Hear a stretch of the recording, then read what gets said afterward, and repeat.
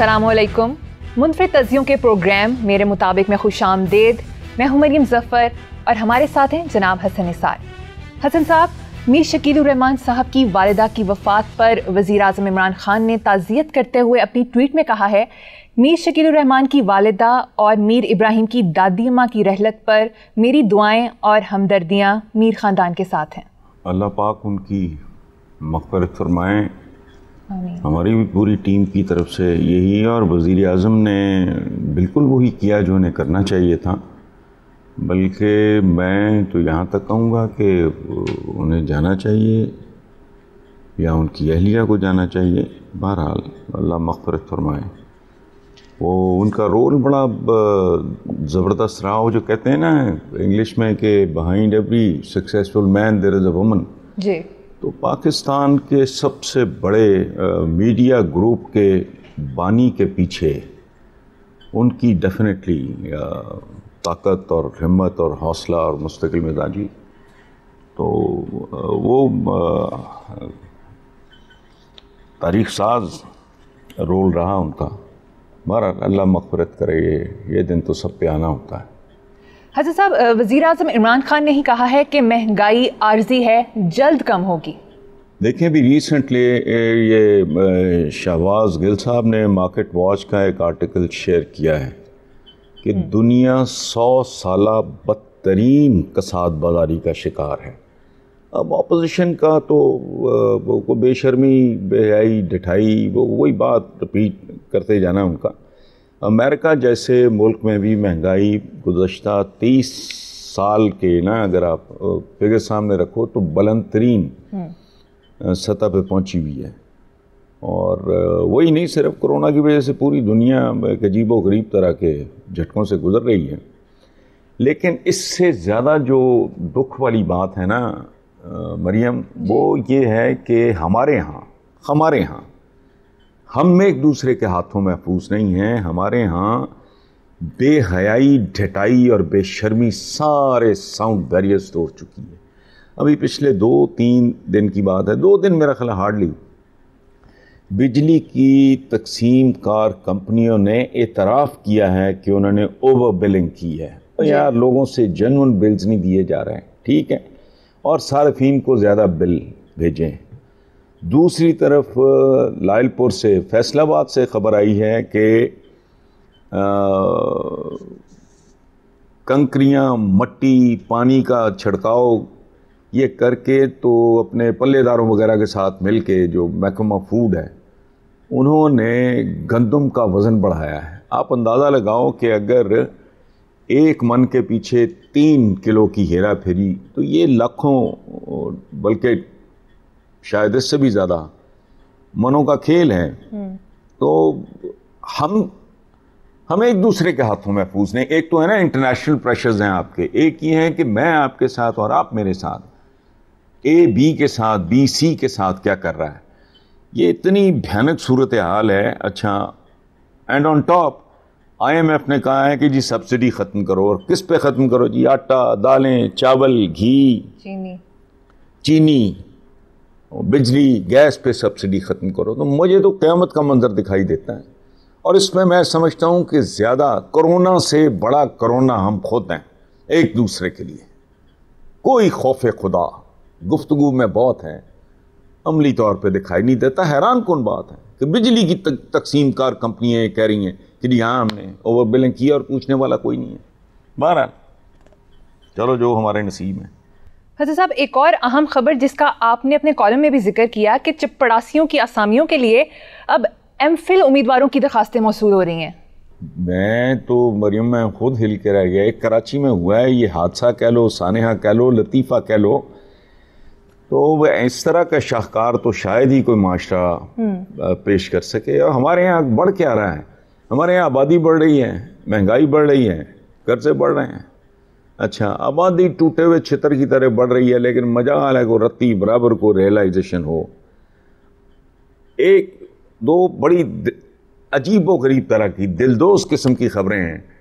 थर में एक बाप ने फाकों से तंग आके अपने 3 बच्चे कुएं में, गहरे अंधे कुएं में फेंके, اور علاقہ دہل گیا ان بچوں کی چیخوں سے. اس کے بعد باپ نے خود چھلانگ ماری خودکشی کر کے, وہ اس عذاب سے فارغ ہو گیا. اچھا, لائل پور جیسے پتہ نہیں کس بے وقوف نے فیصل آباد بنایا, ایک باپ اپنی 1.5 سالہ بچی کو ایک باپ نے 25,000 میں فروخت کر دیا. اتنے میں بکری نہیں ملتی, بکری کا بچہ نہیں ملتا. اچھا, اس نے بیچا کس کو؟ وہ ایک اور پہلو آتا ہے معاشرے کا سامنے. بیچا کس کو؟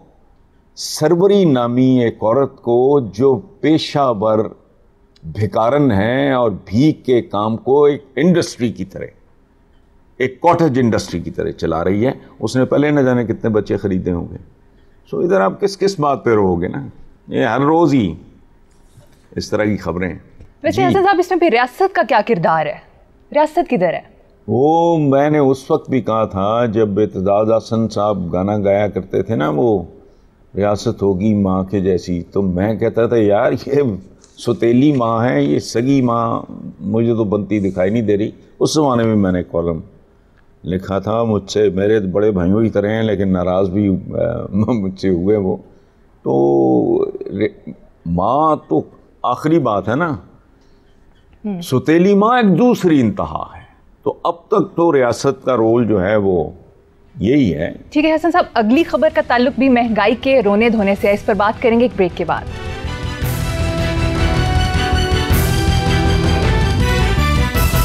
Welcome back. حسن صاحب, اگلی خبر بھی مہنگائی کے رونے دھونے سے ہے. اپوزیشن نے تیل کی قیمتوں میں اضافے پر شدید احتجاج کیا ہے. دوسری طرف پی ٹی آئی حکومت کے بہت بڑے ناقد فاروق سلیم کہتے ہیں اس میں حکومت کو قصوروار نہیں ٹھہرایا جا سکتا. حکومت نے پچھلے سال جون سے اب تک پیٹرولیم لیوی 30 روپے سے کم کر کے 5.62 اور ٹیکسز کم کر کے 14 روپے سے 8 روپے کر دیے ہیں, لیکن تیل کی قیمتوں میں اضافہ عالمی مارکیٹ کی وجہ سے ہے. اچھا, پہلی بات تو یہ ہے کہ آپ کے نا وہ کہ اگلی خبر بھی رونے دھونے والی ہے, اس پہ مجھے ایک بات یاد آئی. میرے ایک بہت ہی پیارے دوست ہیں صلاح الدین درانی, ہم اس کو کہتے ہیں سلو درانی جی. وہ ہوتے ہیں وینکوور میں. جب کبھی ان سے فون پہ بات ہو تو سلام دعا سے پہلے سلو پوچھتا ہے یار پاکستان سے کوئی خیر کی خبر تو نہیں؟ تو میں اس سے کہتا ہوں نہیں. پھر ہماری گفتگو شروع ہوتی. خیر, اچھا, پہلی بات تو یہ ہے کہ فاروق سلیم پروفیشنل ہیں جو تنقید کرتے ہیں, بالکل اپنی جگہ کو ٹھیک کرتے ہیں, لیکن بیسیکلی وہ ایک دیانتدار آدمی ہے. یہ جو بات انہوں نے حکومت کو ڈیفینڈ نہیں کیا, جو کرنے والی بات تھی انہوں نے وہی کی ہے. جہاں جہاں وہ کرٹیسائز کرتے ہیں وہ اپنی جگہ پہ درست ہوتا ہے. یہاں اگر انہوں نے حکومت کو ڈیفینڈ کیا ہے تو بالکل ایک لاجک کے ساتھ, وہ جو لاجک آپ بیان کر چکے ہو, ٹھیک ہے. دوسری بات, اپوزیشن والے, میں نے یہ تو نہیں کہتا کہ کس بات کی قسم کھائیں, کیونکہ یہ کوئی بھی قسم کھا سکتے ہیں. انہیں کہیں کہ اپنے عزیز ترین بچے کے سر پہ ہاتھ رکھ کے یہ صرف اتنا بتا دیں قوم کو کہ اگر یہ ہوتے تو کیا کرتے, اگر یہ ہوتے تو کیا ہوتا ان حالات میں. لیکن میں وہی کہہ رہا ہوں نا, ہم وہ لوگ ہیں جو گندم میں ملاوٹ یعنی ممکن نہیں ہے لیکن ہوئی ہے.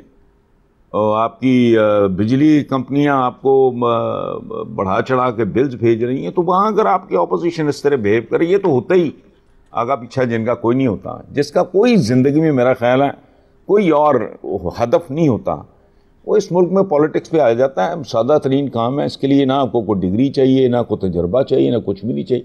آپ کے پاس ڈھٹائی ہو, بے شرمی ہو, بلیم گیم, خوشامد ہو, چاپلوسی ہو, اور ڈھیٹ ہوں آپ راؤنڈ دا کلاک کھوتوں کی طرح آپ ادھر ادھر بھاگ سکیں, وہ آپ پولیٹیشین ہیں. چلیں آپ آگے چلیں, چھوڑیں آگے بڑھتے ہیں. حسن صاحب, سینٹ کی کامہ کمیٹی نے ایک بل منظور کیا ہے کہ قومی پرچم اور قائد اعظم کی تصویر کی بے حرمتی کرنے والے کو 5 سال قید اور 50,000 روپے جرمانہ ہو سکتا ہے.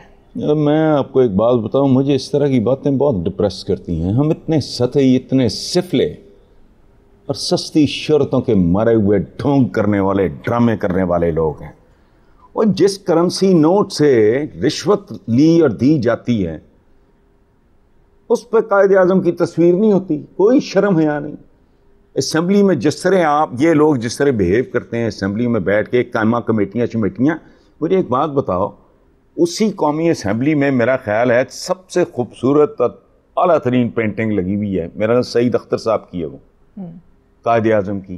وہاں کچھ نہیں ہوتا.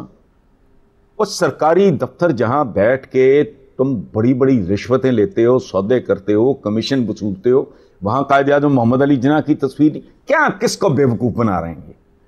یہ اصل میں یہ کوئی تعمیری کام کرنے کے قابل نہیں ہے. یہ اس طرح کی چھوڑتے ہیں بازاری قسم کی چیپ پاپولیرٹی کے لیے. ادروائز اس کا کیا؟ It doesn't make any sense. یہی جو پارلیمنٹ ہے، قائد اعظم کی تصویر کے سامنے، تصویر کے نیچے ان کی اپنی پرفارمنس کیا ہوتی ہے یار؟ یہ دیکھو، یہ ٹوٹل ٹوپی ڈرامے ہیں. They don't mean any thing. یہ مجھ کو بیوقوف، آپ کو بیوقوف بنانے والی بات ہے. قائد اعظم کی تصویر کی بے حرمتی، یہ کیا ہے؟ کیسے لیتے ہو تم؟ کیش وصولتے ہو. صحیح. تو اس کیش پہ کیا ہوتا ہے؟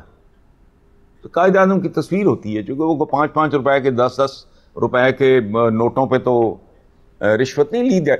کیوں جھوٹ بول رہے ہو؟ کیوں بیوقوف بنا رہے ہو؟ کن کو بیوقوف بنا رہے ہیں؟ اب یہ جیسے کہ عربی پڑھائیں گے، عربی پڑھانے والا ہے کون اس ملک میں؟ مجھے بھی بتاؤ نا. کوئی 5-7 بندہ ہوگا زیادہ سے زیادہ جو واقعی عربی کے جاننے والے ہوں گے. ادروائز یہاں کون ہے؟ پیشہ ور کاری جو بچوں کو پڑھانے آتے ہیں گھر میں، ان کو بنیادی لفظوں کا مطلب نہیں پتا. انہیں رحمان اور رحیم کا فرق پوچھو، ان کو نہیں پتا. انہیں صبر کا مطلب پوچھو، ان کو نہیں پتا. انہیں شریعہ کا مطلب پوچھو، ان کو نہیں پتا. ککھ نہیں پتا. آئیں بائیں شائیں کرتے ہیں. ثواب کا مطلب پوچھو، نہیں پتا.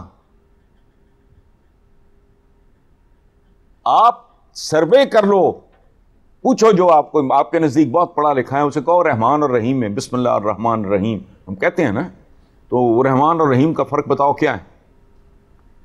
سو یہاں یہ اس طرح کی حرکتیں کرتے ہیں چونکہ لوگوں کو جذباتی طور پہ ان کا استحصال کرنا، انہیں ایکسپلائٹ کرنا، ان سے مائلج لینا، یہ اس طرح کا یہ سفلے کام ہے، یہ سستے کام ہیں، یہ بہت سطحی اپروچ ہے. لیکن بہرحال ٹھیک ہے حسن صاحب، اب کچھ بات کریں گے حکومت اور ٹی ٹی پی مذاکرات کی، لیکن ایک بریک کے بعد. دیکھتے رہیے میرے مطابق.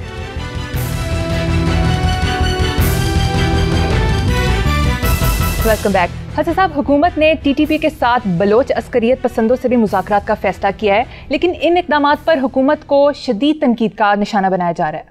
بناتے رہے، جن کا پیشہ ہے اس طرح کی تنقید کرنا وہ کرتے رہے، لیکن میرا تو خیال ہے کہ زندگی دیکھو اسی طرح چلتی ہے. سیکنڈ ورلڈ وار میں مطلب راک کا ڈھیری بنا دیا نا پریکٹیکلی. جاپنیز کو تو اجاڑ کے ہی رکھ دیا تھا، اور اتنا توہین آمیز سلوک ہوا شکست کے بعد، وہ ہیروشیما ناگاساکی ایٹم بام وغیرہ. اب کیا ہوا؟ 40 سال سے کم عرصہ میں جاپنیز نے امریکہ کو اپنا مقروض کر دیا. ان کے بہترین تعلقات ہیں. اچھا اس کو بھی چھوڑو، فتح مکہ کی مثال تو مثالی ترین ہے، پوری دنیا کی تاریخ میں نہیں ہے. کیا ہوا تھا؟ تو یہ تو پھر ہمارے اپنے بہکے بھٹکے ہوئے بھائی ہیں. تو الٹیمیٹلی اگر یہ ایسا ہو جائے تو اس سے بہتر کیا ہو سکتا ہے. لیکن جن کا پیشہ ہے تنقید کرنا، کیڑے ڈالنا، کیڑے نکالنا، وہ اپنا کام جاری رکھیں. حضرت صاحب، مریم نواز نے کہا ہے کہ سیاست کے لیے میں اور نواز شریف ہی کافی ہیں. مریم کے لیے میں اب صرف اتنا ہی کہوں گا کہ بی بی آپ کیوں اپنے بزرگ اور بیمار والد کو زحمت دے رہی ہیں؟ آپ اکیلی کافی ہیں. ان کو بھی کیوں زحمت دے رہی ہیں؟ ہمیں ان کو شو شاگل یہ بیچ میں ڈال لیا ہے. تو کس چیز کے لیے کافی ہیں یہ بعد میں کبھی ڈسکس کریں گے. ٹھیک. ابا جی کو زحمت نہ دیں، ان کی طبیعت ٹھیک نہیں ہے، پلیٹلیٹس وغیرہ کا نا گڑبڑ ہو جائے گی، ان کو رہنے دیں. صحیح. حسن صاحب، وزیر اعظم عمران خان نے ایک سٹیٹمنٹ دی ہے، وہ کہتے ہیں میڈیا آزاد ہے، اصل مسئلہ جھوٹی خبریں ہیں. سچ اور جھوٹ کی اپنی اپنی ڈیفینیشن ہوتی ہے، لیکن دیکھو ہم جیسے ملکوں میں یہ سیاست اور صحافت میں یہ لو ہیٹ ریلیشن شپ ہے، یہ ان کے درمیان آنکھ مچولی چلتی رہتی ہے. عمران خان سے زیادہ تو میرا خیال ہے میڈیا کا ڈارلنگ میرا خیال ہے میری ہوش میں تو کوئی نہیں، میں نے نہیں دیکھا کبھی. تو یہ سلسلہ چلتا رہے گا. لیکن دیکھو ایک بات میں آپ کو بتاؤں، الٹیمیٹلی میڈیا کے ساتھ میچ ڈالنا ایسے ہی ہے جیسے آپ ہوا کو مٹھیوں میں بند کرنے کی کوشش کریں. الٹیمیٹلی جیتنا میڈیا نہیں ہے، چونکہ وہ ایک پرماننٹ ریالٹی ہے. حکمران جو ہیں وہ آتے جاتے رہتے ہیں، میڈیا نے رہنا ہی رہنا ہے. سو اس لیے گریز کریں. دیکھیں ایک زمانے میں آغا شورش کاشمیری ہمارے بزرگوں سینئرز میں ہیں، میری ان سے ملاقات تو نہیں ہوئی زندگی میں کبھی. دبنگ سیاستدان بھی تھے، صحافی بھی تھے. تو ان کا ڈیکلیریشن وغیرہ چٹان کا وہ سیز ویز کیا، یہ وہ اس وقت تھا. یہ جو اس وقت نہیں ہے آصف سعید کرمانی جو نون ڈی کا جی، اس کے والد تھے احمد سعید کرمانی. انہوں نے کوئی ڈیکلیریشن وغیرہ کا اچھا وہ اور طرح کے آدمی تھے آغا شورش کاشمیری، وہ بھڑ گئے گورنمنٹ کے ساتھ. تو اس وقت کے سیکرٹری انفارمیشن نے کہا کہ آغا جان ذرا پلیز ہاتھ ہولا رکھیں. ٹھیک ہے، ایوب خان کے زمانے کی بات ہے.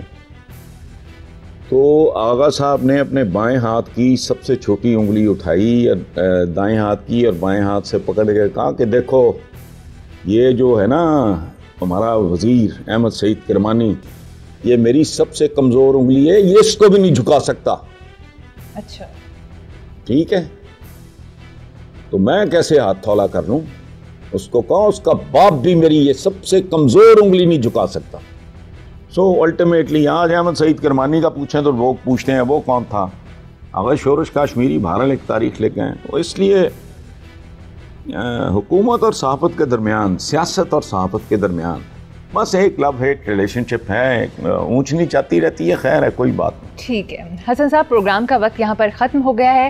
اسی نوٹ پر اپنے ویورز سے اجازت چاہیں گے. اپنا بہت خیال رکھیے گا. اللہ حافظ.